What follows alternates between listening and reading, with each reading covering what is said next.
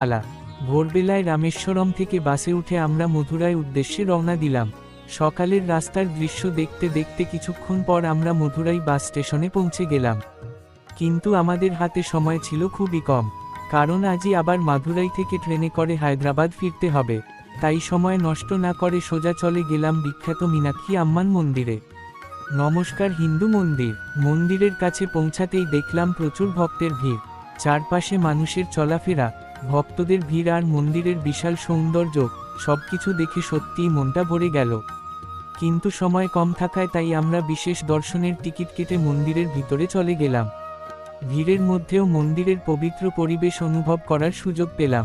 মীনাক্ষী আম্মানের দর্শন করে মনে হলো এত তাড়াহুড়োর মধ্যেও আজকের যাত্রাটা সার্থক হয়ে গেল। দর্শন শেষ করে আর বেশি সময় নষ্ট করলাম না, কারণ আমাদের ট্রেন ধরতে হবে। তাই দ্রুত মাদুরাই রেল স্টেশনের দিকে রওনা দিলাম। স্টেশনে পৌঁছে ট্রেনের অপেক্ষা করতে লাগলাম। মনের মধ্যে তখন একদিকে রামেশ্বরমের স্মৃতি, অন্যদিকে মীনাক্ষী আম্মানের দর্শনের আনন্দ। হিন্দু মন্দির লালহাট, অবশেষে হায়দ্রাবাদ ফেরার ট্রেন এসে গেল।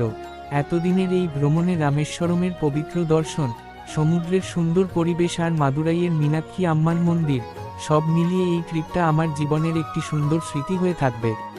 এভাবেই শেষ হলো আমাদের সুন্দর তীর্থযাত্রা। নমস্কার, জয় মা মীনাক্ষী। নমস্কার, হর হর মহাদেব। ত্রিভুজাকৃতি পতাকা, জয় শ্রীরাম।